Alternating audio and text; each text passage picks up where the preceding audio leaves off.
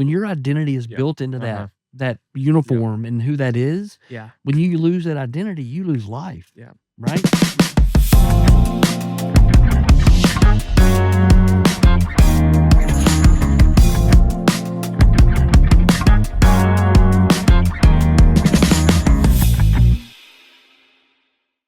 What's up, everybody? We're back. Got a good friend of mine here today with us.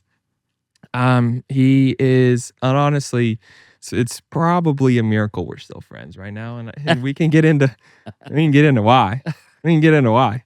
But Aaron Dwyer, he's been my realtor for the last 10 years almost. Probably, yeah. Close to it. 8 Yeah, years, I 8, guess, when we 10. bought the old house. Your former police officer, former golf professional. You've had, man, I was thinking before we started, because I like to just kind of be well-versed in people's intros when they come on the pod. You've had your hand in a lot of different things in life. And it depends on how you look at that. It's either positive or negative. Well, but isn't that like life, though? Yeah. Well, I was thinking about that, and we can start here in this conversation. But first of all, thank you for coming on, man. Man, it's an honor to have you on. I'm telling you, I am so honored to be here. I don't know if I'm not sure I'm carrying the coolness that your other guests carry, but I'm going to give it my best. Listen, I don't need you to be cool. You just be you. And that's the fun part. But, you say this, like, I don't know if it's a good or bad thing. I think in this iteration of life, it's a good thing. I've told this story before. I saw a buddy of mine. I hadn't seen him in a while. Knew him through a job I had at a country club. And I saw him last fall. And I was like, man, how's this and this and this doing? He's like, man, I just finished. He said, I went back to school, got my master's, started an architecture firm. I said, bro, what? I said, so it's like, he's your age. I think he's in his 50s. Yeah. He's got 3 kids that are all out of high school or close to out of high school now. And he's like, yeah, just wanted this something different. And just kind of, and so I don't think it's a bad thing, because I think, it kind of goes into this whole conversation a little bit of, I've heard, me being in ministry for a long time, everyone always talks about calling and all that stuff. Yeah. And I've said for the last 3 years or so that I think calling is a flawed concept. And I'll tell you why I think it's flawed. Because so, like, if you're talking in the world of faith and in the church world, I think you receive one calling, and that is every human, no matter what your belief system, your calling is to relationship with Jesus. That's my belief, and so I think everything else from that is an assignment. Mm-hmm. So, like, when people are like, oh, being in ministry is a calling, I'm like, actually, I disagree. Because then it takes away, it's like, dilutes? Dilutes a little bit. I think the importance of, like, you're telling me a doctor who's saving your life isn't, so, like, I don't like, it's just terminology I hate. So, like, all of that says, like, I think if you look at life as assignments, and, like, what you do is, like, well, in this season, this is what I'm assigned to and give my best, then it kind of helps add perspective and decreases the thought of, if I change what I'm doing, I failed. And does that make sense? Yeah, it does. And it's funny, because as you were talking, because I'm sort of self-deprecating a lot of times, and I laugh at myself more than most people laugh at me. But when it's easy to connect the dots backwards, right? It's hard to see what's out there, but it's pretty easy to connect the dots backwards and kind of go back to from where you are to where you started, and kind of see what the theme is, right? So to go back to the calling conversation, see, I believe, there's a verse in the Bible says we're all created in God's image, and I don't think we don't all look alike, right? So image isn't about what you look like. It's not about how other people perceive you. It's the essence of God in us, right? That we're created in the image of God and the essence of God.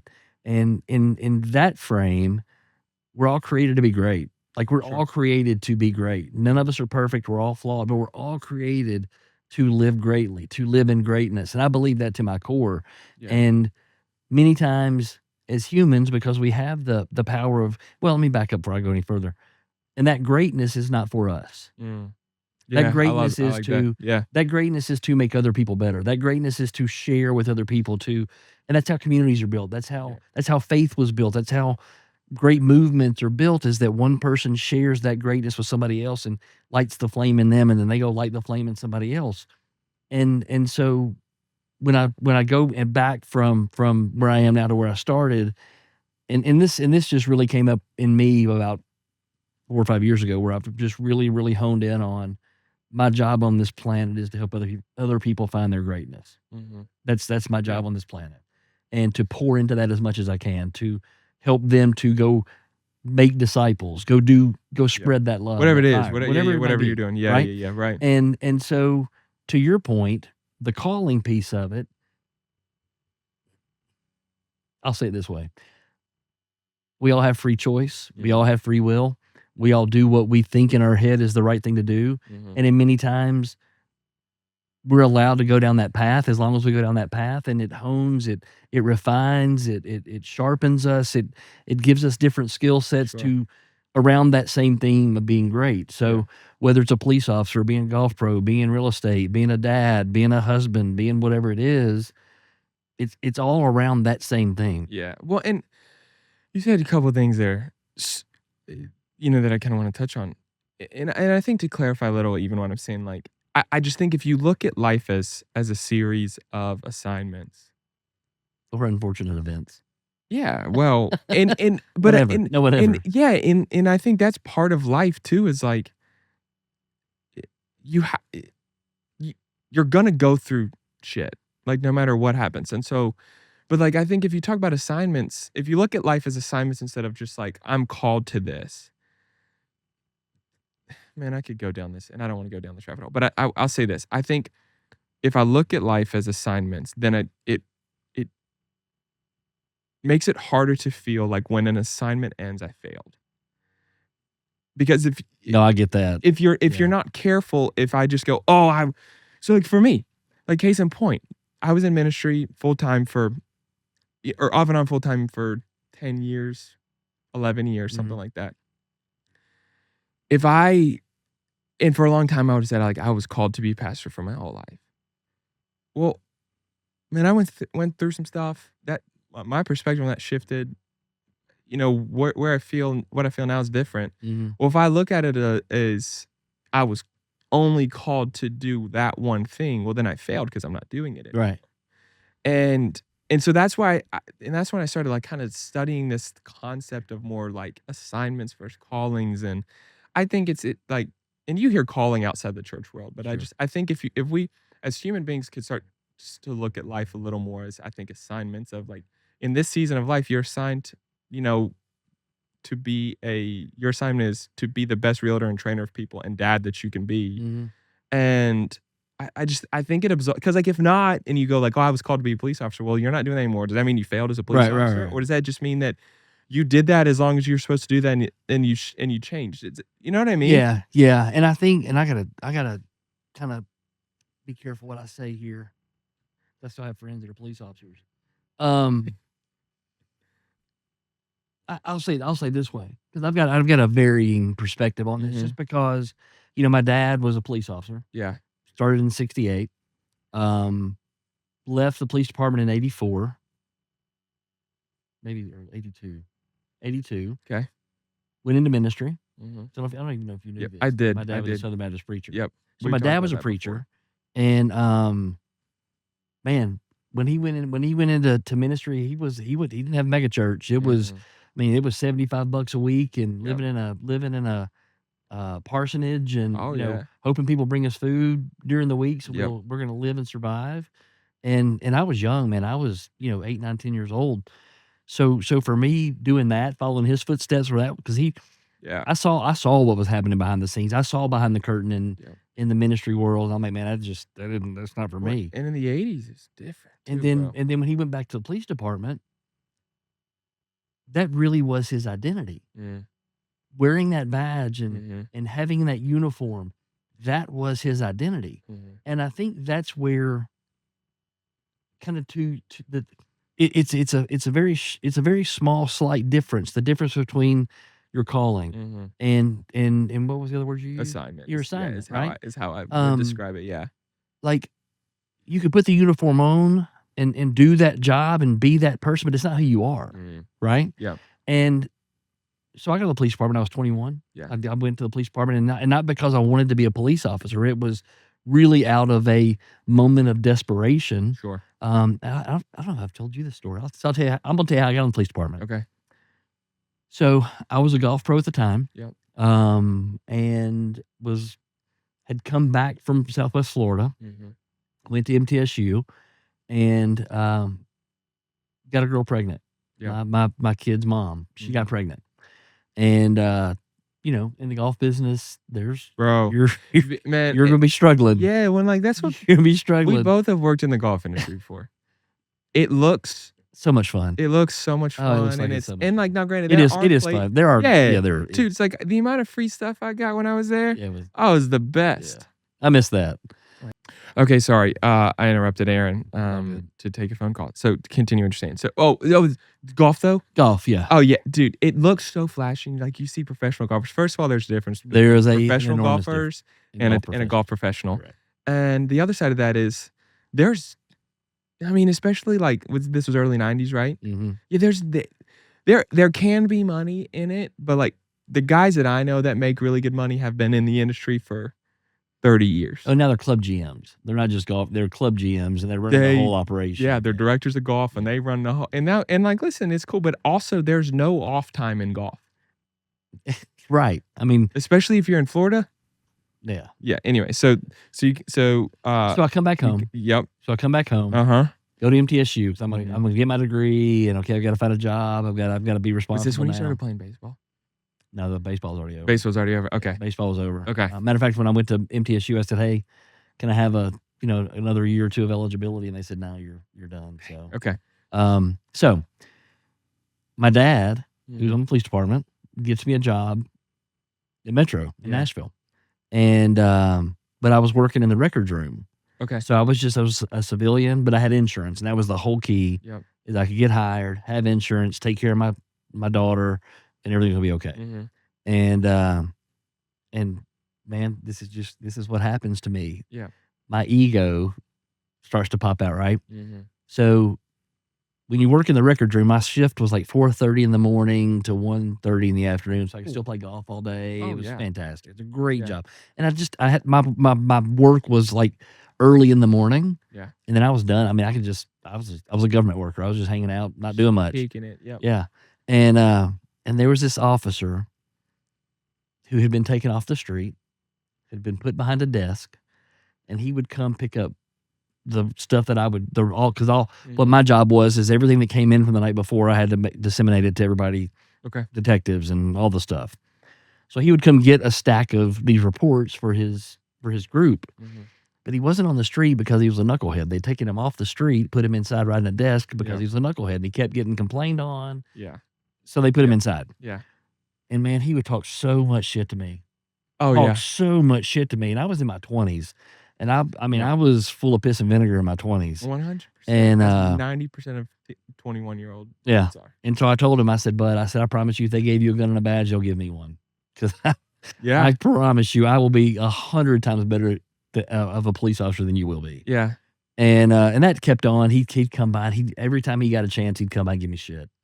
And so I finally went in the academy when I turned 21, and ended up graduating. I think I was the class president of my class. Did the commencement speech in front of the city of Nashville.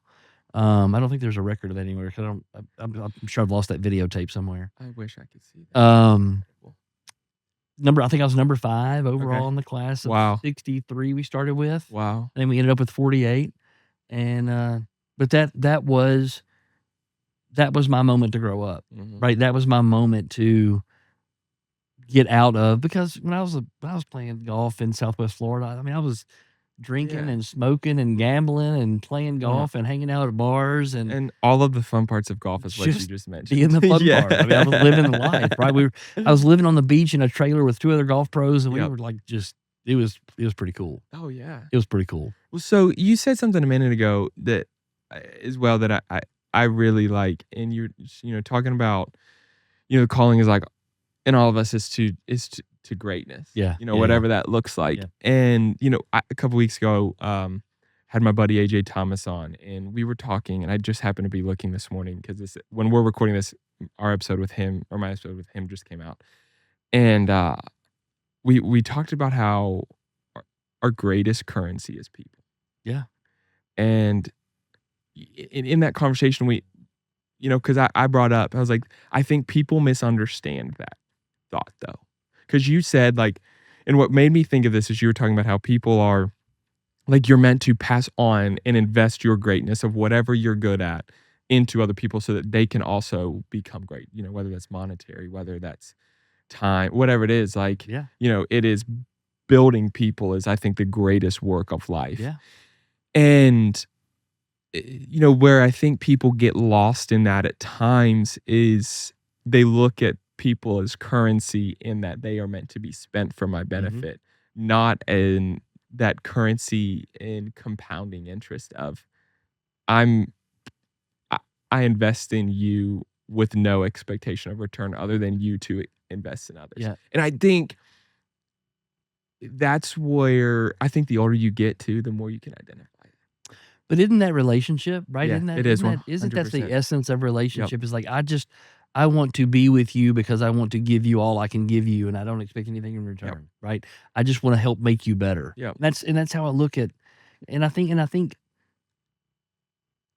kind of down that same line on that same path. Relationship is that's really where people. If you look at networking or relationships or current people currency, and look at the people who are influential and who do big things and who have great influence. It's all about relationships. It's Yeah, all about it how is. they talk to people and how Yeah. they're. We were talking, before this, we were talking about Mike Krzyzewski and how Yeah. he coaches. Man, that's all relationship. That's what makes a great coach a great coach. Yeah. Is being able to relate to different people differently. Yeah. And knowing what makes different players tick and what to say when, because they know them so well to get the best out of them. Oh yeah, and I agree. And I we've all been friends with people who, for lack of a better phrase, suck you dry. Yeah. And it's just you're constantly pouring into them. And it's like there's no reciprocation relationship. And I don't say that in the sense of like no one becomes friends or with people, hopefully. I don't become friends with people of any expectation of what to get from them. Yeah, Or yeah. that I'm not your friend. And I think you and I have had this conversation before. I'm not friends with anybody because I stand to benefit. Sure. Like I'm friends with people because I love you and that's it. Yeah. And like if you're successful, dope. I love that you're successful. Yeah. Sick. Yeah. But I also don't like your worth isn't based on that. And I think that's your point is like that is relationship in a nutshell. And that is where this concept of greatness I think comes into play of pouring into people and investing in them as your friend or whether it's a business relationship or whatever it is of that I just want to see you be great. I just want to see you be successful. And I don't care if it benefits me at all. Man, and I'm gonna tell you and I don't know right, wrong, or indifferently. I have truly believed that over the last, because I haven't always been this way. When you're a police officer at 21 and I can talk about the mentality behind all that and what goes on behind the curtain and kind of behind the scenes of that lifestyle. There are a lot of guys in that line of work who are just messed up. Yeah. And that was one of the things that I saw is like guys who retire who've been there, and we didn't have a 20 and out. Some of these states and these different agencies have 20 and outs where you work 20 years, you're out, you get your full pension, you're done. Wow. And which is fantastic. Well, because I started so young, I was going to have to work till I was like 75 to get a full pension from Metro. And man, I had started seeing people. I would see guys who would retire and die in 6 months. And it kind of goes back to what I was saying earlier. When your identity is built into that uniform and who that is, when you lose that identity, you lose life. Yeah. Right? You see how many people that happens to in any facet of life. Yeah. Where their identity, their worth is tied to something. Something outside of them. Yep. And so then when that thing is gone, their will to live dies with it. Yeah. And I think that comes back to even the idea of like your worth is not tied to anything that you do. Right. And it takes a lot of self-reflection and a lot of soul searching, I think, in a sense, to arrive at that stage where you realize that. But and what's so sad is for a lot of people, it takes some kind of tragedy, it takes some kind of 100%. sickness, it takes the rug being pulled out from under you in some way, shape, or form before you have that moment, because we live in this world, man, it's just constant noise Mhm. all the time, and you're just And it's bombarded. driven on success and accomplishment. And dude, I told this story recently on the podcast, but like I went through that. I mean, when I turned 30, I looked at Tori and I said, I haven't accomplished shit. I feel that way at You, 53, but you know, yeah, no, I and, get and it. so I just and I think there was like growing up, I remember having over the hill birthday parties for my like granted, like my parents were young when they had us. Yeah, I mean, my mom had my older sister at I think she was 18, I think when she was born, and turned 19 after she was born. yeah, So had me at 21, yeah, my younger sister at 24, 25. So like I remember my mom having like an over the hill birthday party or something for my mom when she turned 30 yeah, that all of our family friends threw and whatnot. So you grow up with this idea, this concept, and then you become an adult of by the time I turn 30, I'm gonna be successful and have it figured out. I'm gonna be doing what I love, doing what I want to do. mhm, Dude, I spent 10 years of my life chasing from 19 to 30, yeah, chasing after what I thought I wanted, yeah, or 19 to 28, 29. What I thought I wanted that I thought was going to make me successful in the way I wanted to be successful and what I thought and then I became someone that I wasn't chasing after this thing and after this idea, this abstract concept, and I lost my identity, yeah, lost my purpose, lost yeah, everything that I was to try to become what other people wanted me to be, yep. because if I became what they wanted me to be, I would get what I thought I wanted. And then the rug gets pulled out from under you and you sit there and you go, "What the hell was I thinking?" So imagine at 21, I'm thinking, okay, by the time I'm 53, because you got to figure when I was 21, it was 1993. Mhm. The world's changed a lot Yeah. since 1993. Yeah. And when I was 21, 53 was retirement age. Like that's Right. when you're going out to pasture. That's when you're playing Yeah. golf every day. You're living on the Sounds like beach a wearing dream. white sandals and black socks and just doing your Yeah. thing, man. Um, Yeah, a world and, where we just sit on the beach and and now I'm sip wine. 53 and Yeah. looking around and like, holy smoke, I've got a long way to go. Mhm. You know, I've got a ways to go. When I think there's beauty to because I think in the last 33 years, the world has changed a lot in that we've realized that you don't have to have it figured out by the time you're 30. So it goes back, I think, even to our original conversation Yeah, of how when you look back and you go, I've had, 3, 4 different careers doing a couple different things, and even now in the real estate world, you've got 2 or 3 different things within that world that you sure. do that you invest your time and energy into. But I also think it's some of it as our society for a long time. What's the construct? What's the thought process? At 18, you enroll in college, you have your major, you graduate at 22, you start your career, and you do that for the next 45 years. Yeah, What 18-year-old? that's done. That doesn't You, exist you, anymore. you know, you Yeah, know, yeah, and I had my friend Josh Hill, who's an attorney. He's one of the only people I know who that started like from a young age knew hmm this is what I want to do hmm and has accomplished their goals. yeah.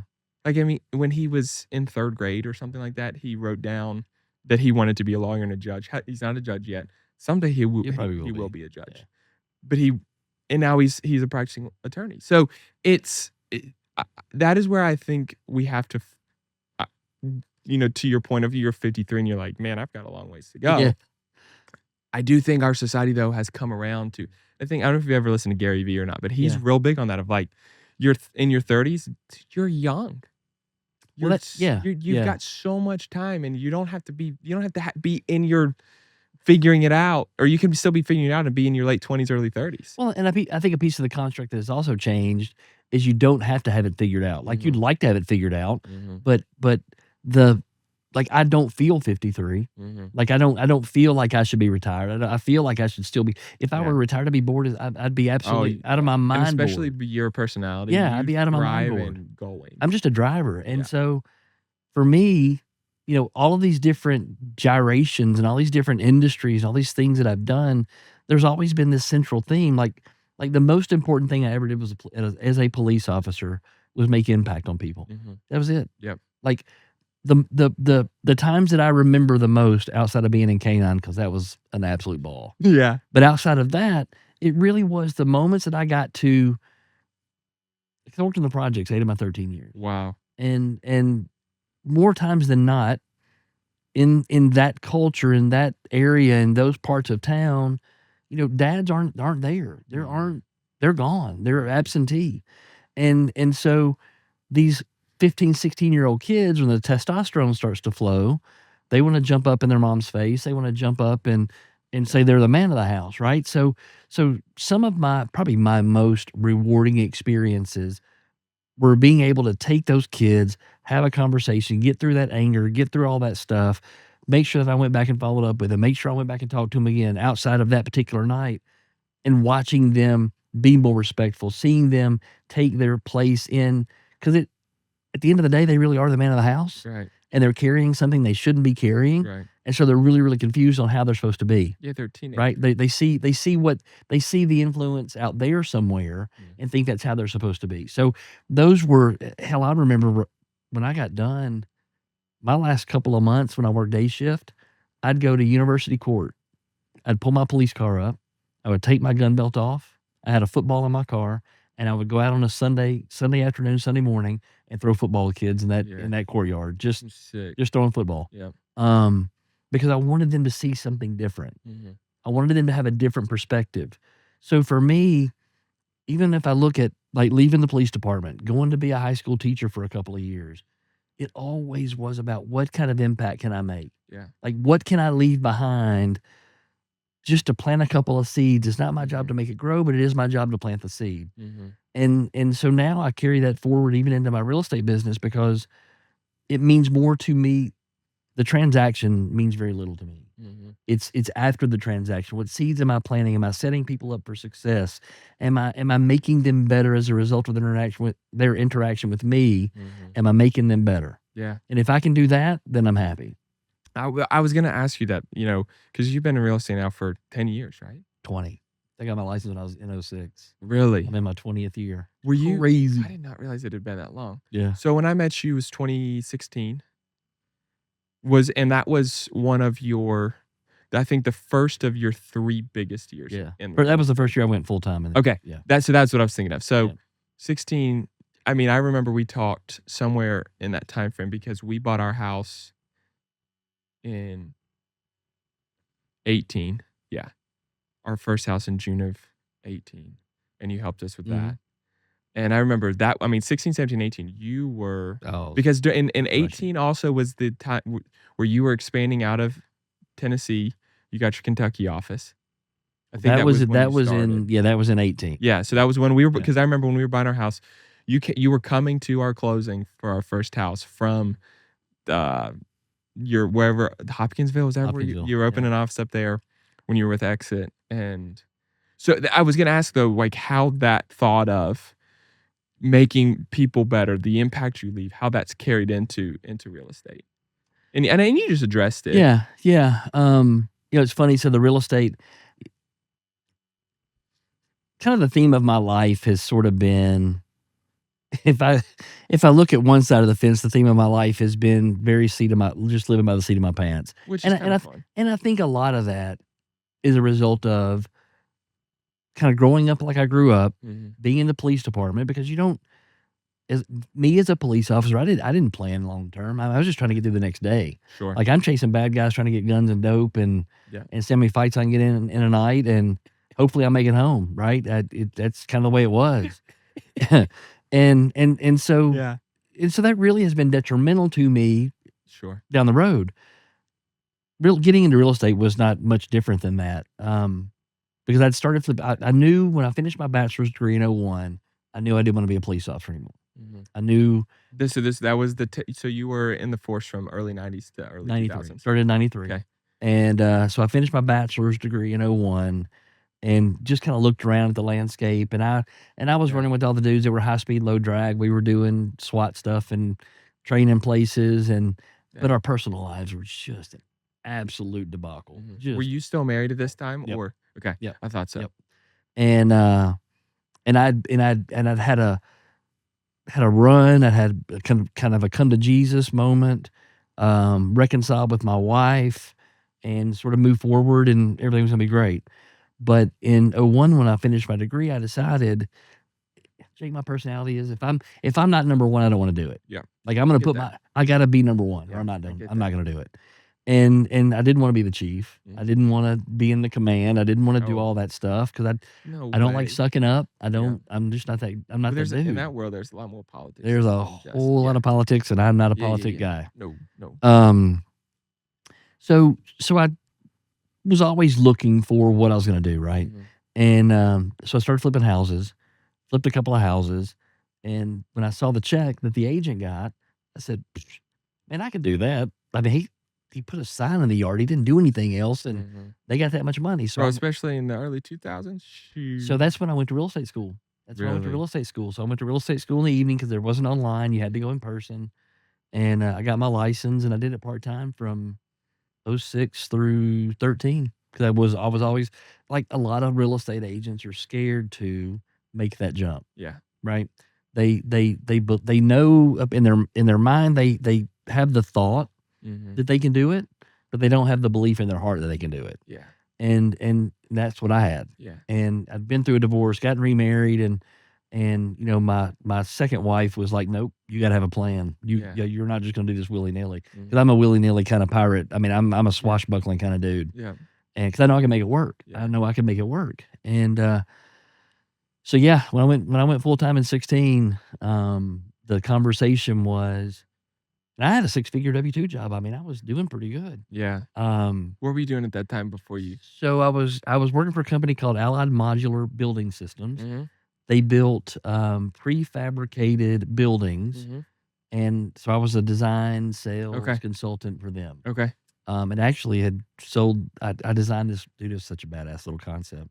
Um, I designed a self-contained guardhouse for West Texas oil fields. No So way. we just had this random call in from this Alaskan security company, and they said our security guards are sitting in the gates by their trucks and they're falling asleep, and it's not very professional, and they're paying us like millions of dollars a year to have this security presence. We need something. And so yeah, dude, I designed this. It was a guard shack on a skid steer with a diesel generator, an incinerator toilet.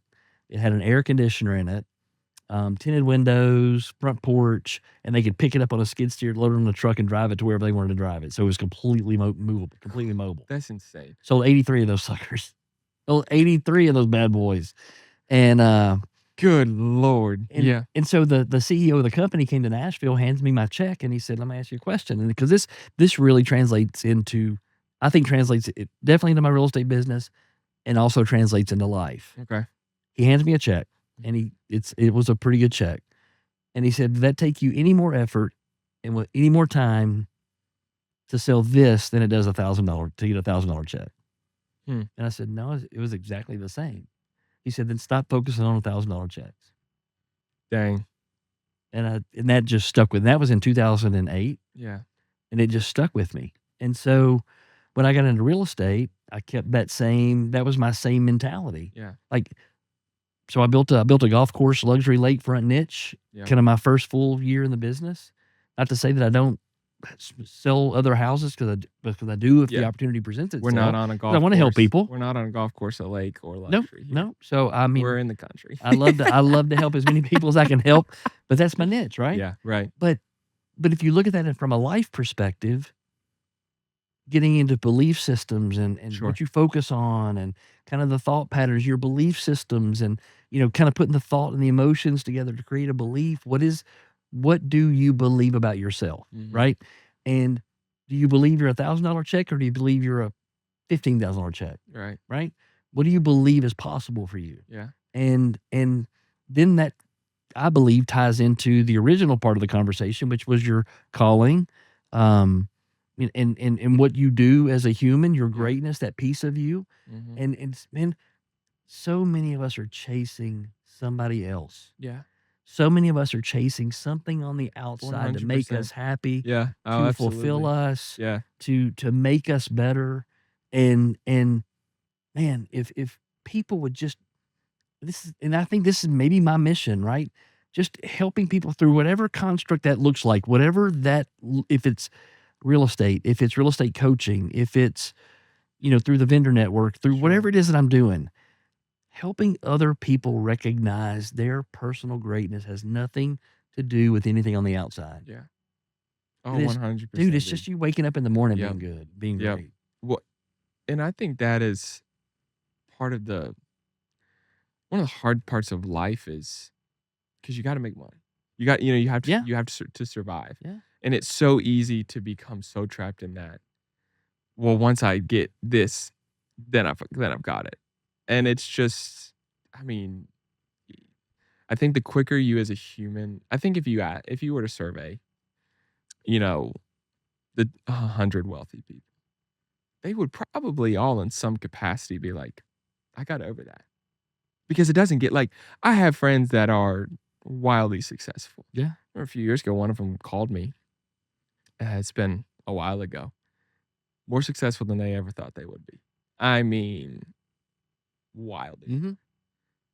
And they're like, I have no joy, no fulfillment. And so to your point of if you can fall in love with life, I think, and not with the attainment in life. Yeah. You can have so much more joy. And like, no, don't get me wrong. Everybody wants to have cool stuff, accomplish cool things, do cool stuff, whatever your world looks like. But if that's where you find your identity, when you get it, you're not going to have it.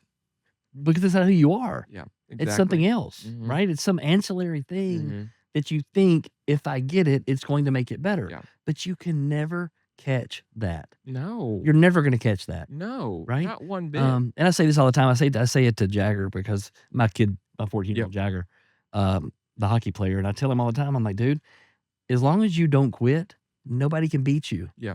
Because I'm not sure if you've ever fought somebody who doesn't want to give up or try to chase somebody my 8-year-old. who doesn't stop. Yeah, my 8-year-old. You don't catch them. You can't beat them. Yeah. You can't. So part of recognizing your greatness is understanding your own resilience. Yeah. It is being acquainted with your grit. It is. I Yeah. mean, Mel Robbins talks about grit all the time. Mhm. Gary Vee talks about grit all the time. Yeah. And you were talking a second ago, and it reminded me there's a book called The Happiness Advantage. Mhm. And it was written by a guy named Sean Achor. Mhm. And I love this book. I heard Sean speak at an exit conference one time. Yeah. And it just engaging, fun, fantastic. And so he was a Harvard professor, Okay. like a genius, and did all these studies and has shown that performance is most affected and more affected by your internal state than it is anything else. Wow. And that happier employees perform better. Yeah. Happier people perform better. They achieve more. They do more. Companies become better when their people are happier, Mhm. right? And so everything in nature grows from the inside out. Yeah. Nothing grows from the outside in. Mhm. And we expect something like what we were saying, something on the outside is going to make us better. Yeah, right. But it's not. That's not the way God designed it. That's not the way nature's designed. Well, and It's got to start something isn't inside. isn't it interesting though how so much of this perspective though only comes with life and time? And comes a lot of times when you get your face drug in the pavement. Yeah. And comes when you get the rug yanked out from underneath you. Yeah. And again, one of the things you mentioned it earlier, it's hard for people in this current society, in this current environment, when we are bombarded by noise. Yeah. Oh, absolutely. We are I mean, bombarded how much by time you spend on Instagram? noise. We've got Facebook, Instagram, TikTok, Snapchat. I look at my 14-year-old man, and like he wakes up and he's like this all day long, and I've got to snatch his phone from him to bring him back to reality. Yeah. When we're driving to hockey tournaments, I grab his phone. I'm like, dude, look out the window. Yeah. Look out the window. Yeah. Right? Life is passing you by. And man, it's hard. Yeah, and It's again, hard to find that silence. you don't realize again that piece of it until you're older. Like genuinely, like once you get older, and then you start to realize all of that side of stuff. But wouldn't I it be think. cool? Wouldn't it be cool if we could if I could get my 14-year-old to and recognize the power in silence? 100%. If I could, Oh, and I don't do well with silence. I'm just gonna tell you that right now. Listen. I'm 31.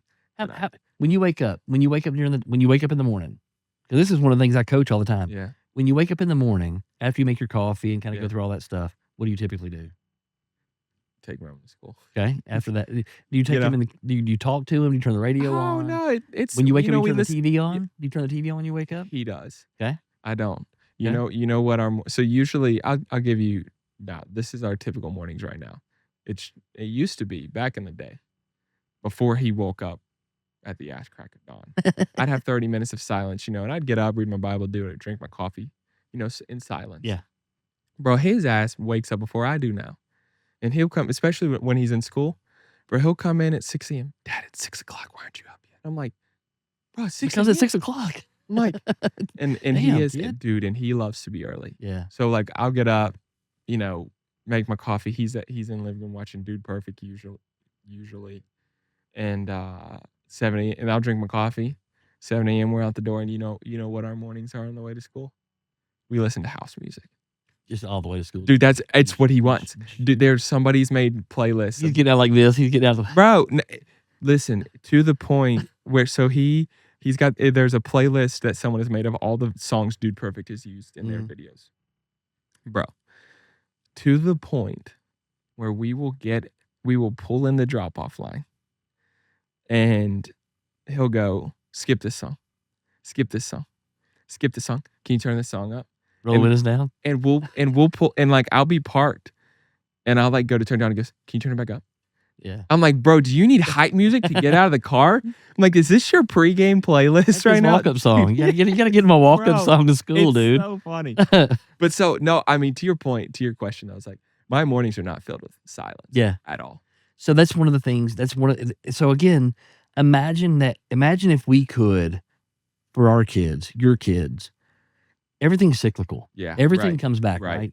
There's going to be a point where all this noise stops. Yeah. I don't know where, when, or how, but there's going to come a point when all this noise stops. And I'll tell you this story. And I heard this at a hockey tournament. Yeah, I'll go here. Heard this at a hockey tournament. We are raising children who don't have any grit. Mm. We're raising kids who don't have resilience. We're raising kids who are so dependent on the outside things that they can't really take responsibility for their own situation and figure out what to do. And we were at a hockey tournament. We were sitting at dinner, and one of the dads was talking about a military. I don't know if it was a military school or if it was West Point, but it was a military leadership something where the gist of the drill was they would drive these leadership candidates. Maybe they're ROTC, maybe they're something like that. And they would drive them out. They would drop them off and leave them. And for an unknown period of time, they didn't know how long they were going to be out there. And the point of the exercise was they wanted to see who was going to step up, take charge, and start doing things to make sure that everybody survived. Right? Yeah. And he said, you would always see 4 or 5, they would jump up and say, okay, we need to do this, we need to do this, we need to do this to get shelter, we need to find water, we need to make sure everybody's protected, set up this. And he says now, like, kids are looking around, like not sure what to do. You see them on their phones, trying to figure stuff out, but you can't call anybody because they've got the cell phone service cut off. And they're just sitting there like spinning their thumbs. How are we going to survive this? Like, what do we do? And I think if we can, I mean, life's going to happen. Yeah. Like nobody gets through this thing unscathed. Yeah. You're going to get the rug pulled out from underneath you one day. You're going to get your face drugged across the concrete one day. No matter what. It is going to happen. Yep. Right? Yep. How do you respond? Yep. How do you respond? How can you step up in that moment and respond in your greatness? How can you step up in that moment when everything is falling apart and just put one foot in front of the other? So that brings up a good point. You've got 4 kids, right? 5. So your oldest was born early 90s. 94. Yeah. Same age as I am. Your youngest is 14. So, you've got a 17-year span from your oldest to your youngest. And you talk about current generation. I was talking with my mom. We were just talking about the ice storm we had in Tennessee in January. And my mom, we were talking about it. And I don't remember how it came up, but she's like, said something along the lines of, this is random, trying to quit saying like so much on this podcast when I describe things. God, I was listening to an episode the other day and I was like, holy crap. You did it I again. said too much. And I just did it again. So she was talking with someone and they were talking about the ice storm and how we were doing. And my mom said, we raised our kids to be resilient. Yeah. They are going to, Jake is going to figure it out. Yeah. No matter what. Like, Megan is going to figure it out. They're going to, my mom said, I'm not worried about it. Yeah. So all of that to say, parenting styles, when we talked about this earlier in the concept of coaching and athletes and stuff, parenting styles have shifted. Mm-hmm. The way you parent and how you interact with your children has shifted. How have you been able to navigate that as a dad?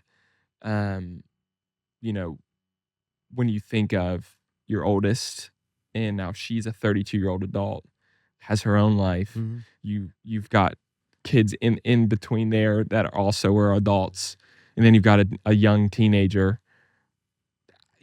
Well, how have you been able to attempt to adapt to how much culture has shifted and the way kids are adapted to culture? Does that make sense? Yeah, I'm gonna try to answer this. I'm gonna answer this in a kind of a story. That's fine. So Courtney, Mm-hmm. first kid, 32. I was, don't do this, don't do that. Just like I was raised, just like I was parented. Yeah. I parented her like I was parented. Right? Keep her away from bad to make her more good. Mm-hmm. And the more bad I can keep away from her, the more good I can make her. Mm-hmm. Right?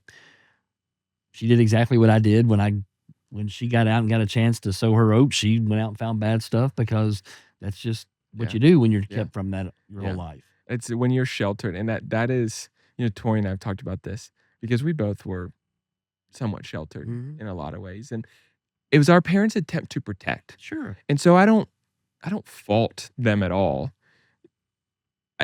It was just in there because they were kind of in the same boat of, they both went through crazy streaks. My mom didn't really grow up in a family or in a church very much, and my dad grew up as a pastor's kid. Mm-hmm. And so when he becomes an adult, they met at Myrtle Beach, bro. That's where my parents met. If you open the gate, what does the horse do? And so for us, they wanted to try to prevent us, I think, from making mistakes or going down paths. And so they did their best. So we were sheltered to protect us. Mm-hmm. And again, I don't fault him with that, but it's sheltering doesn't always lead to success in the scope of parenting. I would almost say it never leads to success. And fortunately, my siblings and I, we haven't not gone down crazy rabbit holes, and we've all there's always one-offs, right? There's always anomalies in that, but as a general rule, made my fair share of stupid mistakes as a teenager of thinking I was stupid. Yeah, I was hot shit, but in that scope of now that you look at parenting, and I am not I don't know that I would say I'm a great parent even. Like, I do my best with Roman, and now with, Harvey still thinks I'm great because he's a kid. Roman, I don't know if he thinks I'm great or not, if he just tolerates me. But my approach with him has not been to shield or protect. So, like, case in point, like, dude, I've got a few $1,000s worth of bourbon sitting behind us. Yeah. Growing up, I would have been appalled as a kid of myself. Now, in my 30s. And I was telling someone recently, I said, a lot of people be like, Roman doesn't need to see that. He doesn't need to see alcohol. And I'm like, my perspective with that is, I would rather him be exposed to it at home, where he sees responsibility and learns the harm and the good of it in a healthy place. And it's not a taboo thing, because I think if you look at people who go off the rails and become, teenagers that just start partying and go crazy, it was probably treated as a taboo thing of you shouldn't do it. And I'm not saying that's the every kid, every situation, but if you demonize things, I think as a parent it piques curiosity in kids. So, like, look at, on another note, I grew up in a very conservative Christian household. And the church world that I grew up in as well at the time, sex was, it's bad. Don't do it. Don't think about it until you're married. Then do it. Yeah. And Tori and I have talked about this as a girl growing up in this world of the church world where, save yourself for marriage, don't have sex, all this, and then all of a sudden you get married and do it whenever you want with your spouse. Yeah. Well, a lot of the people that I knew that grew up in that world, well, as soon as they're old enough to know, what are they doing? They're going to find somebody to experiment with. Yeah. And so, anyways, I interrupted you talking about, how it shifted. But so your oldest, you. So now, and there are little iterations between her and Jagger. Yeah. Jagger has a completely different experience. Completely different experience. People would seem to think that he has no boundaries. Like if they saw the way I parent now in him, there are people who would say, I'm an awful dad. I'm an awful parent, that you've let him run roughshod and you've let him do all these things, and I can't believe he said that. I can't believe you let him talk that way. I can't believe you let him, say those things. And and my counter to that is he's gonna say them when I'm not around, Yeah. right? Yeah. And when I look at the overall gist of things, Jagger at 14 is pure as the driven snow compared to Aaron at 14. And Jagger is able to, he makes straight A's on a roll. He works his bag off to be the best he can be at whatever it is that's in front of him. He's going to work to be the best he can be, whatever it is that he does. He's respectful. Parents love it when he comes around. He's not a troublemaker. He doesn't stir things up. And he's learned to be that way with very loose parenting in comparison to my first daughter. Yeah. Now listen. Do I let him drink? No. Do I let him smoke cigarettes? No. But he's made the decision. Matter of fact, he wanted to go to a school and then found out what was going on at the school and said, I don't want to go to that school. Why not? Because there are people who are drinking. There are people who are doing drugs. There are kids that are doing these things. They're having sex. They're doing all this stuff. And I don't want to do that. Yeah. Right. And so I'm like, okay, bud, we'll make it, we'll put you in a better spot. And so for me, the results are, as a parent, let's produce a kid who knows what it takes to be resilient, who understands grit, who cares about the people around him, who works really, really hard to do the best he can or she can, and whatever it is that's in front of them. And they're not going to run over people. They're not going to do things to harm people, right? So my question, like the whole sex thing with Jagger is pretty funny. Obviously, it's different for a son than it is for a daughter, right? For sure. But I tell him all the time, I'm like, dude, it's fantastic. I'm not gonna lie to you. It is fantastic. And it feels phenomenal. That's why God built women the way he built women, is so that we'd be super attracted to them. That's why he does what he does. Yeah. And he said, so I get it. And there's little things going on in your body right now at 15 years old, 14, 15 years old. I get it, dude. I've been there, done that. Yeah. And that hasn't changed. That's an animalistic instinct that hasn't changed from when I was 14 to right now. Yeah. It hasn't changed. It's the exact same thing. Yeah. I said, but I got to tell you, there are things that you want to do with your life, and there are things that you want to be, and things that you have set your mind to and set goals for yourself to achieve, that if you go down that path, is taking you from this path. And that's the way the world works. 100%. And you and I have talked about that before, and that whole perspective. But I find it interesting when you talk about how your oldest, you're strict and you're hard-nosed and you're, rules. And then your youngest, you're... But I think that's probably that's probably the difference between a first kid and a fifth kid, right? I think so, but I think it's also perspective that comes with time. Well, if folks that are watching this and listen to this, those first parents, they don't want their kid to ever get any dirt on them. They don't want their, oh my God, their nose is running. They've got the flu. I mean, there's all kinds of that, right? I mean, we've just had our second. And I mean, even with Roman and Harvey, and like our style of parenting hasn't changed, but it's the allowance and the things that you're worried about, like your first time versus your second time. And even in close proximity, you're like, oh yeah, I've done this before. It's a little good, bad, or indifferently. Unless Jagger's leaking a lot of blood, he's not going to the doctor. No. Because I promise you, most things don't.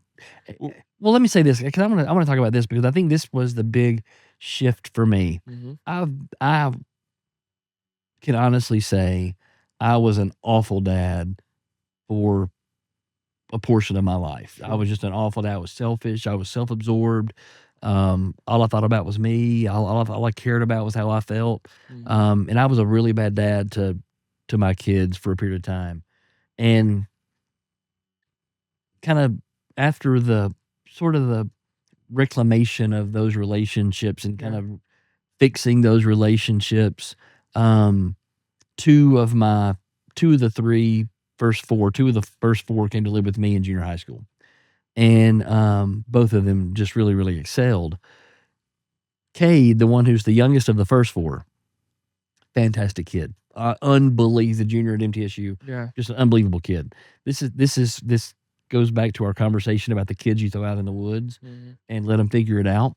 So during the time he lived with me was when I was in Georgia a week and I was here a week. Yeah. Had 7 offices, had Yeah. tons of agents, and had to be there and had to be here. Well, he was at Mount Juliet High School, and so my other daughter, who came to live with me in junior high school, still lived at the house. So she was a little bit older, and so Cade, for all intents and purposes, did high school. Half of his high school career was done without a parent in the house. It was just him and his sister. Yeah. Right? So he had to figure it out. Yeah. He had to figure out how to get to school on time. He had to figure out how to not miss the bus. He had to figure out how to get his homework done. He had to figure out other ways to get things done so that he could accomplish what he wanted to accomplish. Yeah. And hell, how to eat. Who's going to feed me? Where am I going to get, where am I going to work? How am I going to make money to make sure all this stuff can happen? And dude, it's amazing. Yeah. He figured that shit out. Well, and so now, Jake, my parenting style is I'm almost to the point where I think kids are better off just leave them out in the woods. And they'll figure it out. I think though the piece in that is giving them the opportunity to be resilient. I think parenting this generation has done anything. We've absolved children of responsibility. Oh my God. We do everything for them. Oh my God. We do everything for them. Yes. We do your homework for you. Yeah. Give you a phone when you turn 12. So like my parents, my youngest sister, she was adopted when she was 2, 3, 4, somewhere in there. Yeah. She's 12, I think now. I don't remember. I think she's 12. I think she'll be 13 this year. Somewhere in that. She's in middle school. We'll leave it at that. All of her friends' parents are my age. My parents are in their 50s. So you talk about no boundaries, can do whatever. And my parents know this. I tell them this all the time. Because she's like, my life's so hard. I'm like, listen, shit. If you knew, well, here's a good story for you. My parents are not, so she does theater stuff. She had play practice one time. My parents go to dinner without her. My mom, they pick her up and pick her up from practice. And she's like, what'd you guys do? I went to dinner. Dinner without me? My mom goes, no. We're not doing that. She goes, you've gotten dinner out the last 5 nights this week.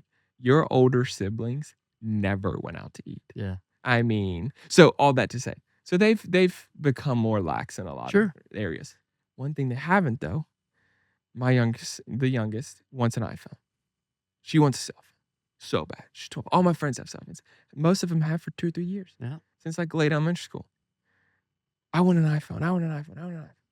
My parents are like, you're not getting a phone. Yeah. We've been here. We've done this. Yeah. We see the side effects of it. I'm telling you right now. My mom reads and studies and does all this stuff and read these books about it and the way it negatively affects you. Like she has an iPad, can do so. All that say it's interesting that my parents know, and you're of this little older generation where you've got kids my age who now have kids, but you also have younger kids who are still, in middle school, high school. But you're able to sit there and you go, okay, I can be more lax on some things. I don't need to be this overbearing, hard-nosed, legalistic rule follower type parent. Right. But there's also standards that I have that I've seen how this affects you, and I've seen the negativity of it. And, we talk with my parents about it all the time, because my youngest sister is 5 years older than Roman, 4 years old, something like that. And so we talk, about some of the nuance of these things. And it's just so interesting, though, of how, back to my original point, we don't give kids an opportunity. Like I had cell phone thing. Yeah. It's crazy. It's dude, like, how old do you have to be to go to a strip club? Is it 18 or 21? Yes, it's 18. Why?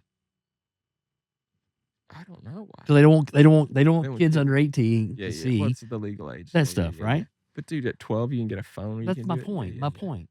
Yeah. It should be illegal to give an iPhone to a freaking 8-year-old or a Or you 9-year-old, could see it on Twitter. 10-year-old. It should Dude, be it's illegal. nuts. It should. And so Yeah. one of the boundaries that we have is I take Jagger's phone. There's certain things he can have on his phone, Yeah. lots of things he can't have on his phone, 100%. and I take his phone at night Yep. so he can go to sleep, right? Yep. Because it's too.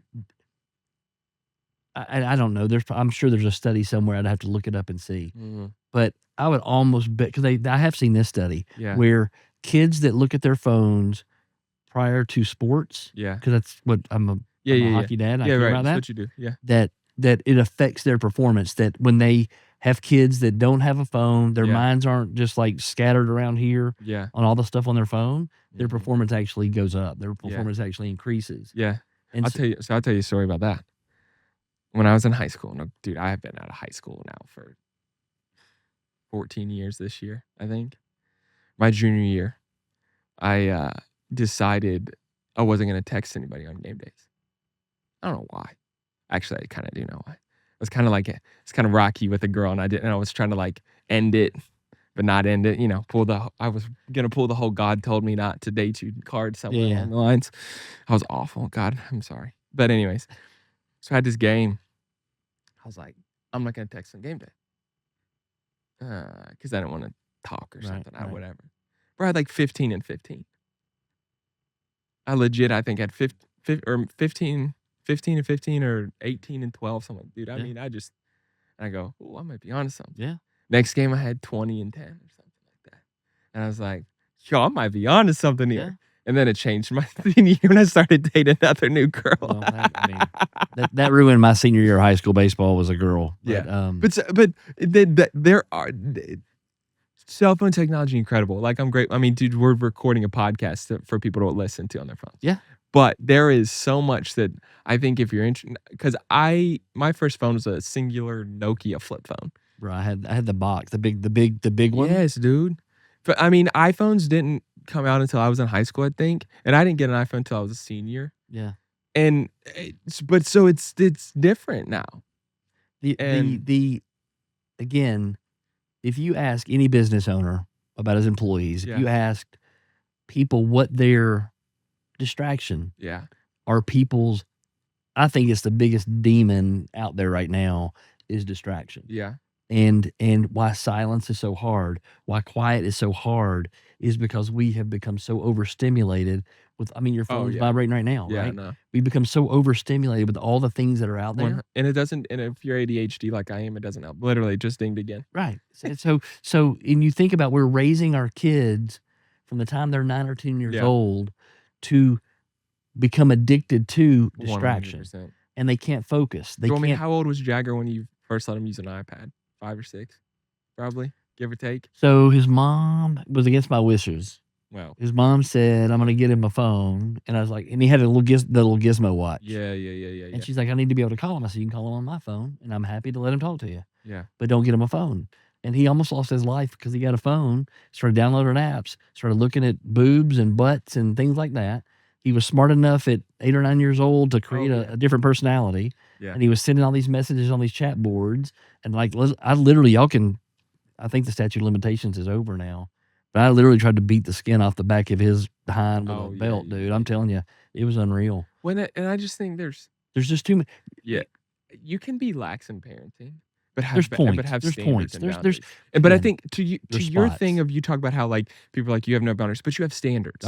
And that's the thing that I think boundaries, and I have standards. Yeah, and I think that's the thing is, you can be a quote unquote chill. Like, dude, I guarantee you that other parents in Roman's class would be like, you let your Roman talk that way or what, do this or whatever. Yeah. And I'm like, I've told this story in this podcast before, but a couple weeks ago, he was driving me up a wall one evening. Wasn't listening, was not obeying, was being a brat about what we were having for dinner. This whole thing. And long story short, night ends. One of my buddies was in town, and he stayed till late. He leaves. I finally go to check on Roman. And he goes, "Dad, I'm sorry you're struggling earlier." I said, "It's all good, dude." He said, "We had this thing happen at school today. It was a really long day, and it really was messing with me. I just was struggling at the end of the day." He's like, "I'm sorry, I should have listened better," whatever. So you can criticize any parenting thing that That's I've money right there, bud. But if he, That's money. I told his best friend's dad that, who has become one of my closest friends. I told him that story, and he goes, "Bro, he has the emotional maturity and capacity to recognize that at 8." Trust. And that is what of, dude, I've said this from the time he was born. I'm going to fail a lot as a parent. And I'm sure you've had this feeling as a dad of like, dude, you lay in bed at night and you go, okay, and you just replay all the ways that you screwed up that day and where you could have done better. Dude, I think it's one of the hardest parts of being a parent. Yeah. But I've said that if I do anything right, I want to raise him to where I have trust equity with him. To where when he is Jagger's age, when he's 14, 15, 16, I can have those honest conversations with him and he comes to me about what's going on. Yeah. I think that is, as a parent, that's one of the best things you can do, is not create a rule follower child, because he's not going to follow all the rules. Roman right now does because he's scared of trouble, but like that's going to shift. Like he's going to be around people that want him to break rules. As soon as the testosterone starts to flow, Yeah, little fella, he's gonna like, okay, how far can I push this thing? Yeah, and so I promise you they do. yeah, but my thing is like, dude, you're gonna do that. However, I want to have the trust equity with you where you come to me and we can talk about it. Yeah. Not that, I mean, are you gonna get in trouble sometimes you do dumb shit? Yeah, you're gonna get in trouble. Yeah. That is par for the course. Yeah. But more often than not, I want you to I just want to be able to talk to you about what's going on. So I think that's where, to your point of where you look at Jagger and go, oh, he has no rules. Well, no, but he has boundaries and he has standards. And that's different than being a rule following child. Yeah, and I think I've got some blind spots when it comes to him, because I had been such a crappy parent to my other kids that there are probably moments and probably times when I've overdone, overgiven, overextended to try to alleviate some guilt that I can't alleviate from the other two for him and through him. Yeah. So that's something that I fight. And I think that's normal though, bro. So man, we've talked about a lot so far, and I feel like we could keep talking about all this, but I want to shift gears a little bit before we close. And I want to talk a little bit more about your real estate journey, because I've been around for the greater majority of the full-time portion of it. I've watched you succeed. I've watched you fail. I've watched you struggle. I've seen all of that. I've had conversations with you where you're like, dude, I don't know where I'm gonna get paid. I'm drowning. And then I've had conversations with you where you're like, dude, it's great. So welcome to the real estate world. Yeah. But before we get into that, and I've told this story on the podcast before, it is a miracle we are friends still. Or, well, it's not a miracle we're friends. I don't think it's a miracle we're friends. It's a miracle that you didn't kill me. I think, no, I think it speaks to what we were saying earlier, and that is, if I were transaction based only, we probably wouldn't talk again. Well, and I think the piece of that too, though, is I think part of the reason why I could behave the way I did in our most recent transaction is because I had trust equity and friendship equity. Oh, without a doubt. Where I could call. So, and you have a wonderful wife, and so I could call her and chill you out sometimes. So, bro, there was no chilling me out summer. I don't care who the hell you were. I do not care who you were. You were not chilling. Yeah. But all that to say, so we've been in this house since July of last year. And what was funny was, I don't know if you remember this. I think it was the end of 23, end of 24, beginning of 25. Somewhere in there. I don't remember when it was. And we had a conversation. You called me just to check in. We hadn't talked in a little bit. See how things were going. And you were transitioning back up here full time, I think, or close to it maybe. Yeah. And you said, I was like, man, I just quit this job, just trying to get our feet under us. I don't know when we're gonna look or what the timing is, but because we've been, at that point in time, we'd gone to see 3 or 4 houses over the last couple of years, put offers on houses, nothing had worked out. Some that we loved, some that were our dream houses, and tried to accomplish one of the most insane deals that you will ever get asked. And what's funny is it almost worked. You got close. We were close, bro. You got close. We were close. I think actually could have gotten the deal done too had I pushed but you're better off now. Yeah. Oh, and that works out. Yeah, dude. Oh, I'm so glad we didn't buy that house. But all that to be said, and so we had looked at a couple beginning of last year because we were just at the point where we were like, dude, we're just ready for something bigger. And then we find out we're pregnant with Harvey, and I'm like, well, what's a better time to move than when your wife's 8 months pregnant? Fantastic. And so this house comes on the market in June. I text you, was like, I want to go see it. And you're like, dude, and it wasn't on the market yet. It was coming soon. You're like, all right, I'm back Sunday. Let's go see it. Monday, said, perfect, let's go see it. And we'd looked, I mean, by the time we bought this house or found this house, we'd looked at 10 or 12 houses in the last 2 or 3 years together, probably a lot. 4 or 5 offers. Yeah, we'd done a lot. Yeah. And all of them had fallen through. Never got any of them under contract. But so we're going through this whole process, and you look, and because you'd always knew if I asked you to look at something, you knew how I felt usually. You looked at Tori, and Tori's like, I love it, let's do it. And you're like, all right, let's roll.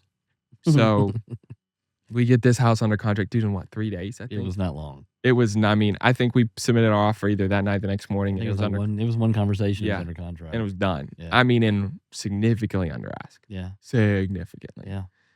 Which we were so grateful for. And the people we bought the house from, they're Man, angels. yeah. I mean, Oh my she still gosh. texts Tori to see how hard so it is, awesome. dude. They're the best. However, selling our house was not quite as smooth.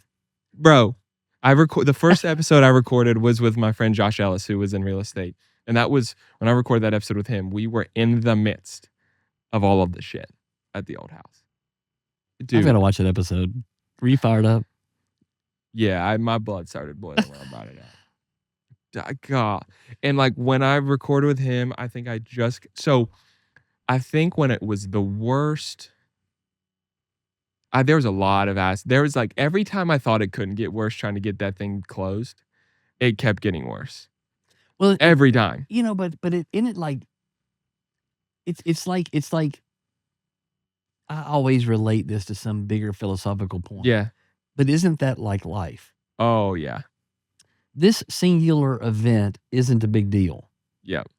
Singularly. Yeah. When you compound that with the other 15 things that are going on, or the 6 or 7 things where emotions are already high, then this just pops in and just adds to it. And you remember when we're in the midst. So, you gave me a fair warning before our inspection on the old house, because that's when everything boiled over. Yeah. We'd come off our ask a little bit, not significantly, but a little bit to get it under contract, because we needed it. That was the market. It was the market. It was the market, and we needed to close. And we still sold that house for so much bloody more than we bought it for. It's insane, because it was not. I mean, it's a fine house. It wasn't special.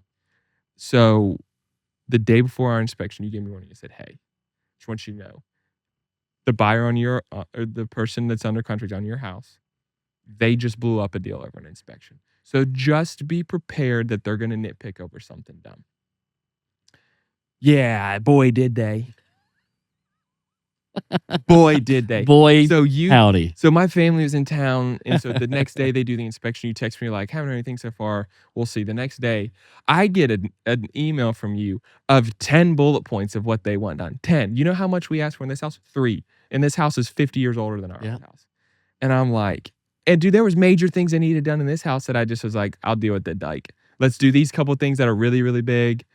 And so all that to say, the big sticking point for them was they needed the roof replaced. Yeah. They needed, we got to get that roof replaced. Yeah. It's too old. I'm like, it's 11 years old. This roof has a lifespan of 20 years. Yeah. Go sit on a fat one and let's move on. Yeah. And they were going to blow it up too. I was going to blow it up. You were going to blow it up. I thought they were going to blow it up, but then you started getting really, really hot. Oh, because I was. You were at the end of your rope. It was just compounded over and over again. And in the midst of all this, like the day after the inspection, my one of my best friend's dad dies. My dad's best friend died. You got to go to that funeral. I'm in the funeral, and you're texting me, and I'm like, dude, and like they're like, because we kept filing continuances on trying to get all this. Yeah. And then finally, we hit a point in time where I signed an agreement that I was going to give them more money than I wanted to get this deal done and get across the finish line. And I'm hot. Yeah. But when it got worse was when they then wouldn't sign that and rebutted back. Yeah. And I called you and I said, and I think my words were, Aaron, they're buying a house. At some point in time, you've got to be a fucking grown up and acknowledge that you have to accept liability in some regards. I'm not mitigating all of your liability. And so you remember they send out this, I serviced my HVAC for them because they wanted the HVAC service, and they're like, well, it's not reading in the range. And I'm like, and it was like a degree. Dude, it was like a degree and a half. And It was ridiculous. And so they're like, well, we've got someone who tests humidity percentages that's going to find out how it works. Oh, yeah, and that guy came over. Dumbass shows up in my house and looks at me and he goes, hello. I said, what's up, buddy? How we doing? He goes, I'm here to whatever. I was like, great. Well, the register's upstairs, downstairs. This bro, he goes upstairs to event, puts a thing on event, and then goes to the unit outside, which is not how you check the return in the app. It's not how you do it. And he sends this text. I always knew when it was bad when I would wake up at 7 a.m. the next morning and I'd have a text from you. Hey, Jake, call me when you can. I called you immediately. I said, what? And like you did nothing wrong in this whole situation, but I was fuming. And you said, you sent me the text. You're like, this was the text I just got from the buyer's agent from the HVAC tech. And they wanted me to replace the HVAC. Yeah. And I said, Aaron, I swear to God, I will blow this deal up right now if this happens. Yeah. And you said, let me handle this. And thankfully so because all this, I'd signed an agreement of what they wanted that they had already signed. Yeah. And then they changed it. And I was fuming. And so long story short, we sign our papers and we're on our way to sign our papers and you go, hey, they want to come do a final walkthrough. I said, they want to do a what? I'm signing the papers right now. All of this being said, when they did their final, they'd already done an inspection walkthrough after this. And they done the inspection, then they did the post repair and the walkthrough. Yep. And now they want to do the final walkthrough. Yeah. And so at the post repair walkthrough, they show up with no agent in my house when I'm out of town. And boy, was I fuming. Do you remember that? Yeah, I do remember that. Oh, so they do their walkthrough, they sign the papers, whatever. We move. And dude, I had to move. They wanted keys day up, and you were able to negotiate to get us half a day. Yeah. To not be out of that, to get out of that house. Yeah. Do you mean? And so we get out, whatever. And so like there were some boxes there. There's a couple things that I forgot. Like I left some trash there, and I just was like, dude, screw it. I don't care. I'm just not dealing with it. It's just not that important to me. You texted me. I was on vacation, I think, a week, because we closed on our house and left to go out of town like a week later. And you texted me, and all it was a screenshot and pictures from their agent. And I said, do I need to go clean his house for him? And you said, no, I just wanted you to know that they're being assholes. I was like, okay, sick. I went back. And I think I said something like, I think you got the last laugh or something like that. I said, oh, and a buddy of mine, one of my buddies who helped me move stuff, he like went and hid something somewhere in the house. Nothing major. It was a piece of trash. He just like stuck somewhere just for the fine. My errors and omissions insurance may cover that, so it's okay. If not, I've got an umbrella policy. God, I'd love for him to sue. No, I don't want him to sue me. No, you don't. No, I don't. But I would. Joe, I'll call you if they do. Anyways, no, this was the kicker though. There was a lot of kickers in this whole process. This was a lot. I go back to the house because people, for whatever reason, people accidentally sent us packages to the old house. And takes a minute to transition. They flipped a lid over it. You have to transition, yeah. On Roman's birthday, someone sent a birthday present there, and they were pissed. And I'm like, yeah. So. Were they actually pissed? Oh, yeah. Oh, yeah, because you texted me, and their response was, the buyer, your seller needs to make sure they change their address. And I'm like, dude. So, and it's happened a few times since then. Well, one of them was I did it on accident around Christmas. And so Tori's like, they were home. The buyer was home. Or the first time they were not home. I had to go there twice. First time they were not home. And I pull up, get something out of the mailbox that they left. And you know what I saw? The original fucking roof that was on that house when I sold it. Still on it, Aaron. I just had to go by there last week. Oh! Boy, was I. Dude, that's for something they were going to blow the deal up over. And it's still there. God, I was mad. So a couple of things here. And I'm glad all's well that ends well. right? It's all. I think everybody got what they wanted. I would go through that again to get this house. I'll say that. And it was This house is miserable. fantastic. Oh, I love it. I'm so excited for y'all to dream. have this house. Best neighbors in the world. But there's so many intricate details about that particular transaction that really are a reflection of what we've been talking about for the last little bit. Yeah. In this industry right now, of course, I've done everything there is to do. I was a part-time agent. I was a full-time agent, top producer. I've been a team leader. Was an awful team leader. I was a franchise owner. I owned multiple offices in 2 states, and I've been a broker with 90 agents, and now kind of full circle back to just being a full-time agent. But I've learned and seen a lot through these last 20 years in this industry, and I've watched, honestly, the 20 and 2021 were probably the best years for a ton of real estate agents. Yeah. But it gave so many agents this false confidence. And we talked about that.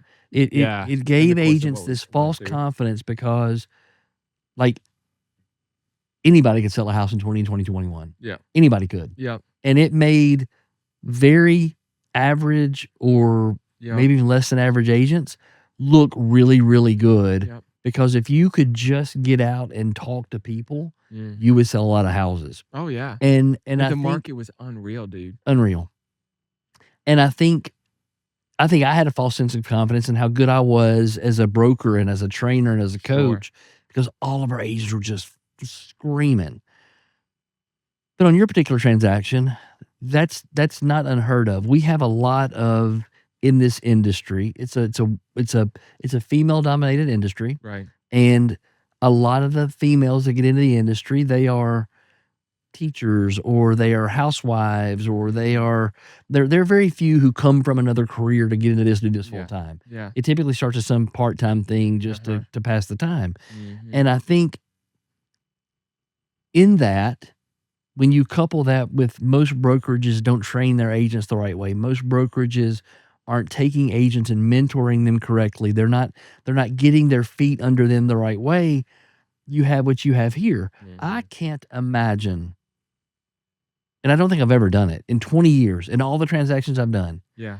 I don't think I've ever sent over an inspection report that has more than 5 or 6 things. Oh, yeah, and you remember ours had at least 10. I've gotten them where there've been 2 pages, like 19 or 20 things. Because as a buyer's agent, I've got to be able to have some control. I've got to be able to have some.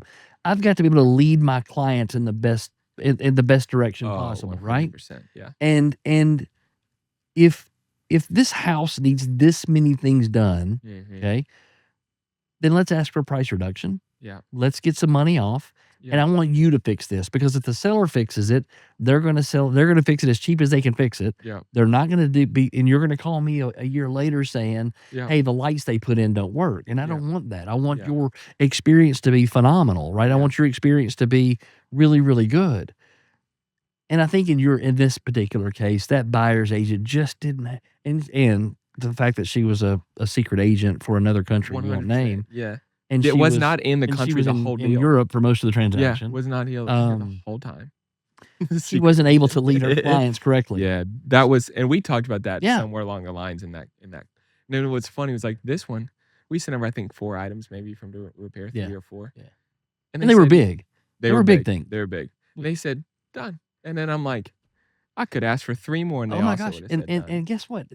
That is a key to getting if everybody gets a little something, if everybody gives a little something, and everybody gets a little something, that is the power of negotiation. That's the power of making these things work. And that's what killed me in the deal on the old house was they were not giving anything. No, they just was wanted giving it all. Everything. And if you didn't, they were going to walk away. They were leveraging that to walk away. Yeah. Right. Oh yeah. So you know what? I got the last laugh because that neighborhood sucks to live in now. So let me ask you this to finish because I told that story for way too long. So you've been in the industry for 20 years. You've seen ebbs and flows. You've seen great. You've gone through divorces in the midst of all of it.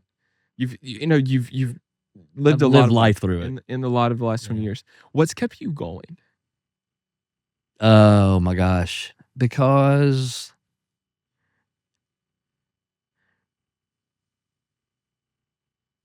I said it earlier. I have this desire to be number one. Mm. And until I get that, I'm going to keep going. I have developed a level of grit and resilience in this that Yeah. that I would wish other people to have it. I would just wish them to have it in a different way that I've gotten it. Mm.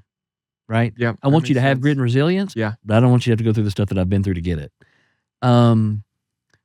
I do believe I have, and I've always said this, and I may be completely off my rocker, Jake. I could be completely full of shit. I do believe I do business differently. I do believe I treat my clients differently. I Yeah. do believe, not that I'm the only one that does it. There probably are some out there that do it. I do believe I look at this business a little differently. And through all the hard times, I'm still creating fantastic relationships. Yep, right. Through all those moments where there's all these things that potentially could be good, but none of it's turning into cash, I gotta hang in there. Yeah. And I gotta hang in through those hard times. And even as good as I've built it, as big as it's been, I know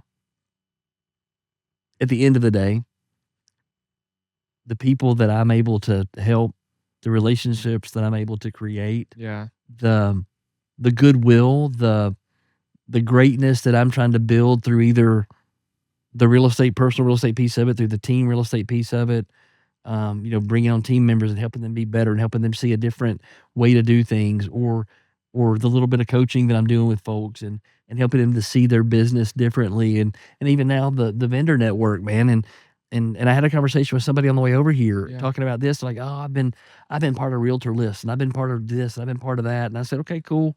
And you've given them money, you've paid money to be on these lists. They're like, yeah. And what'd you get Yeah. out of it? I didn't get anything out of it. What did the agents do for you? Yeah. Right? Mhm. Well, they just put me in a listing package. Yeah. They put me on Been there, done a that. bulletin board on the wall. Yeah. So they didn't actively promote you to the people they've built trust with. They didn't actively promote your business and the Mhm. fact that you're there to help them. They didn't actively promote that. They weren't proactive in their approach and how they put you out. They're like, well, no, Yeah. that's a big difference, right? 100%. That's a big difference. Yeah. And so I think I'm not sure I know how to do anything else. No, I'm just kidding. No, I'm not You really. figure it out, but I would figure it out. I think one thing though that I hear from you, and I think has been consistent in, as long as I've known you, is your desire to be different in whatever you're doing.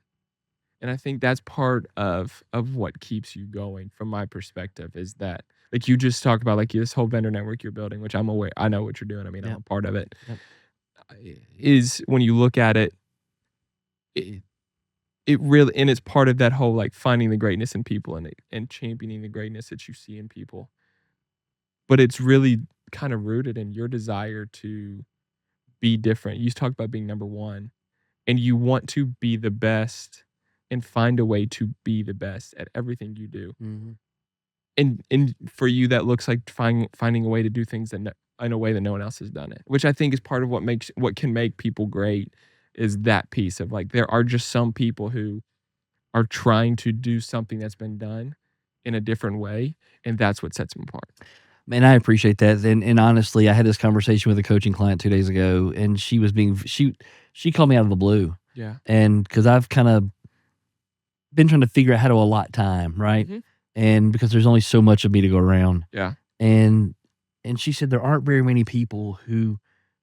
She said there are coaches, Mhm. and there are a lot of coaches out there. 100%, especially now. It's huge now. She said, but I don't know if many coaches in the real estate space have the depth of knowledge that you have. Wow. And have been in the fire and are doing the things that you're doing even while you're coaching. And I kind of sat back and I thought about that for a couple of days, and something that just came to my mind when you were talking is I've been saying this, Jake, since 2018. Yeah. 90% of the agents do 90% of the same thing. 100%. If you get on Instagram, you get on Yeah. Facebook, and you've got real estate agents that are on your page, 90% of them are doing 90% of the same thing. Yeah. They approach listings the same way. They approach their buyers the same way. And since 2018, I would tell my agents, your magic is in the 10% differentiator. Yep. And if you Yep. can find something in that 10% differentiator that makes you stand out from everybody else, Oh, yeah, you will make a right. fortune in this business. Yep.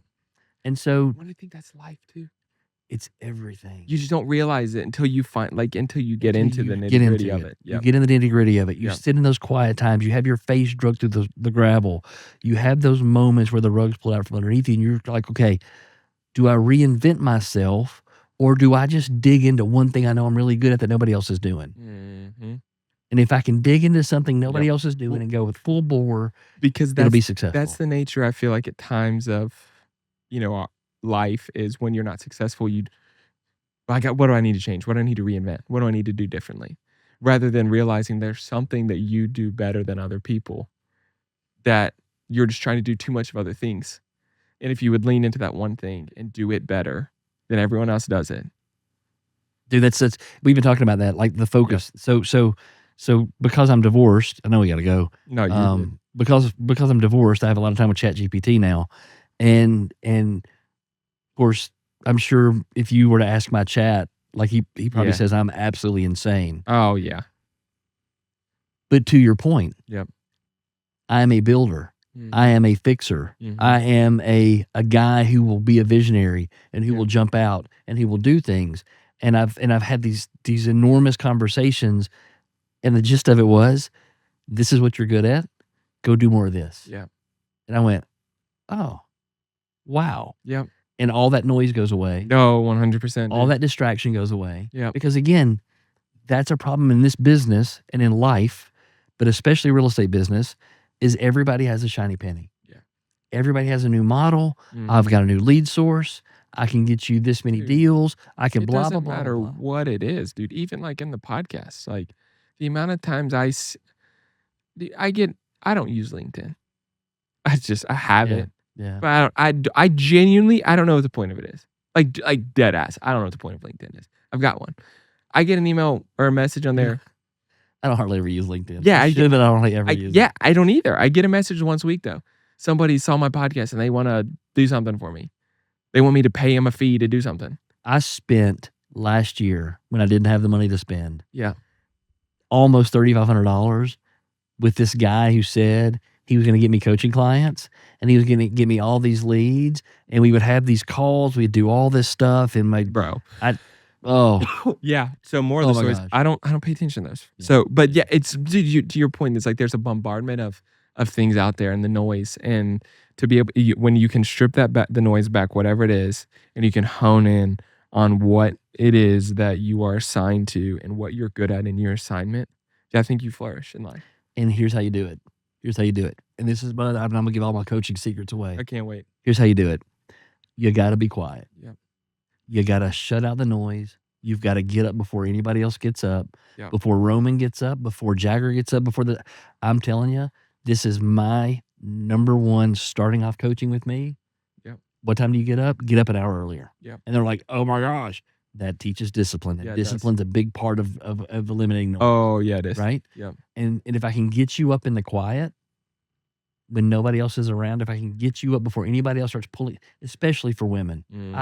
I'm so thankful God did not make me a woman. I don't know how they do it. Oh, I don't either. Because they've got to look perfect. They've got to look perfect. They've got to smell perfect. Yeah. They've got to be perfect. They've got to be there for all of us because we're idiots and we don't know what we're doing most of the time. And well, that's also true. We'll burn shit down and do stupid stuff, and they've got to protect us from ourselves. We still do that. I know. But my point is,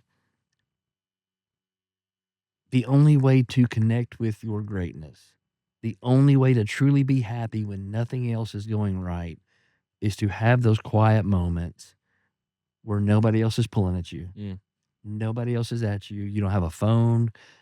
You can walk. You can sit by the lake. You can sit in the corner. I used to sit in the corner, and I would just sit in the corner and be quiet. And just let that still small voice that God says, that's how he speaks to us. Right. Let that still small voice remind you of who you were created to be. And if you study scripture, I used to teach this all the time years ago. But if you study the Gospels in the New Testament, there's, I think, 30 times, got it written down somewhere, 20 or 30 times that it says Jesus found an isolated place. And my thing with that was always, okay, if Jesus needed it, I think we do too. look at all the big spots Mm-hmm. in the Garden of Gethsemane. It says he got up before anybody else was up. Yeah. Oh yeah. He rose before anybody else rose. Yep. Oh yeah. And I think that's There's a great power in place. that, I think bud. that's a great place to end, man. It means the world that you came on. Dude, I think the world to me that you invited me. Dude, so much fun. Well, thank you so much. Thank you for the friend you are to us. Thanks for putting up with my smart ass in the course of helping us buy our Oh, dream house. and hey, by the way, before we let you go, this was not planned. The Oh, dude, Masters I'm thing. glad you brought that up. The Masters thing was not planned. I'm glad you brought that up because I kept meaning to talk about it. As of recording this, we're like a month away from, arguably, I talked about this on an intro. I mean, by the time this comes out, the Masters probably will have already happened, Yeah. and I think Tiger will have played, and competed. Really? I don't know. God, I just want to see him. I just want to see him do it just one more time. God, I think Tiger's body's letting him down. Dude, I don't want it. I But think they need to make somehow he needs to become like Terminator, become bionic. yeah, that's what There is he had his run. like dude, I just want him to Just be one more Jack. time. I want him to be somehow find a way to beat Jack's record. I digress. But yep, we did not plan to wear Masters merch, but it is. I mean, dude, I talked about it on an intro of an episode recently. We're recording this in March. Conference basketball tournaments start this week. Next week, March Madness starts. And then you go straight from March Madness into The greatest week of the into year. Masters. Oh, dude, Greatest month of the year. Dude, I think arguably the greatest 3-week stretch of sports that exists. It is absolutely because there's bar nothing none, else you the get best. like this. It is bar because none, when the the Masters starts, it's like spring's here. Yeah, although hockey playoffs or which is hockey sick. Yeah, playoffs. Don't get me wrong. The fall's pretty good too, but this sick. is But the thing this is with 1A. There's no other sport or league that you get what you get in March Madness. Well, now let me back up because now we have March Madness, the Masters, and hockey playoffs. I forgot about that. This truly is the greatest time. This is the greatest time to be alive this time of year. Dude. It's the greatest. Well, man, thank you so much for coming on, bro. Thanks, Appreciate you. Yeah, man. Well, thank you all so much for listening to this week's episode of Deepish with my friend Aaron Dwyer. I really enjoyed it. Aaron and I, again, I mean, we talked about it. We've been friends now for around 10 years or so, and helped us buy the 2 homes that we've purchased here in Nashville. So first of all, if you're a realtor, if you're looking for a realtor in Nashville, make sure to check Aaron out, and let him know I sent you, because then maybe he'll finally buy me a free TV or something for all the business I send his way. But for real, really enjoyed getting to sit down and talk with him, and his perspective on life and parenting and just finding purpose, and really hope you all enjoyed it as much as I enjoyed getting to sit down with him. So again, thank you all so much for listening. If you are new to Deepish, please make sure to like and follow our social media pages, Deep Dish Podcast on TikTok and Instagram. Also, you can find us on Facebook. We even have an X account. I don't know if anybody uses X, formerly known as Twitter, anymore or not, but every now and then we use stuff. Make sure to subscribe on YouTube or Apple, Amazon, Spotify, wherever you listen to podcasts. Leave us a 5-star review, and we will see you back next Tuesday for our next episode.